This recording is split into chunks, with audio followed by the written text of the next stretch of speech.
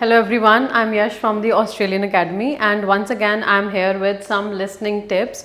And so whenever you solve your map, there are some directions which every time you candidates come across. So the first one is at the top, or it can be at the bottom. So where exactly they can use? When you face a map like this, at the top is obviously you can easily correlate. At the bottom, if there is some lengthy information, so as you can see at the bottom there is only one thing, one diagram, one sort of picture is there. So suppose this picture is a pond in which there are some fishes. So as you can see at the bottom there is only one picture, and besides this there is one letter H. So very quickly you can get your answer, like this is your first answer which you have solved. So on the left, on the right, whenever you have a map in front of you, then always consider that as per your hands, your right hand means right direction, whichsoever instructions you come across in your map, and as per left, your left hand. So I have seen candidates, they start turning the sheets, like the way the speaker is giving instructions, turn right, then go straight, then left, then stop doing that very sort of mistake which you have previously done in terms of moving your sheet. So the better way would be sit wisely, listen to the instructions very carefully by considering right means as per your right hand is concerned. This is right side, this is left side of your sheet, and directions we have already mentioned on the map itself.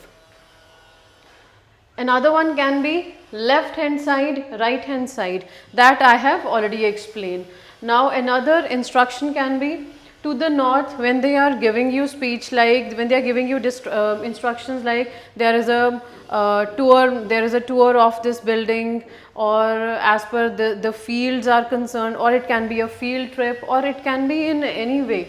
So to the north, to the south, to the east, to the west. So in that very way you need to follow. To the north means towards north, towards south, and same for rest of the directions. And another one is opposite. Opposite in front of, behind. Behind, you all know that, like behind me there is a whiteboard. So behind, suppose cinema I have mentioned here. Behind the cinema there is a car park. Suppose car park is mentioned or a letter is there, means behind cinema only one letter which is specified, means behind means piche. First one is opposite. Opposite means many a times students make this error of considering opposite as per their wish. So here I'm available with the answer, like suppose you come across instruction opposite the high street there is a school. Now opposite the high street there are two partitions, this very block and the another one, and you have no idea till the time they give you another instruction. So wait for that. Never ever rush towards the answer. You have to pay attention. While listening you need to attempt, and when you are correcting or marking your answer, never ever stop listening part. Both go hand in hand. So opposite the high street can be this or that also. So if the instruction says like on the opposite of high street there is a school, so it can be in this part or in that very block also. So if they say there is a school between bank and post office, there you get the idea, means they are talking about E, this letter, it is definitely going to be the school. So this is how you can get your answer, rather than getting into a confusion or making assumptions like opposite to high street means whatever you feel. So never ever do this.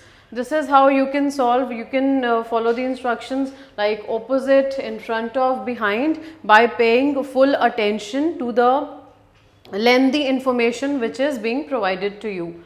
Above and below is very very normal. Above, this is below. For below, under, beneath, underneath, that very way they can use the words. Inside and outside, this is also very normal, right? outside the cinema, or it can be next to cinema, there is something, like there is a location which they need to point out. So inside the cinema would be different in this very premises.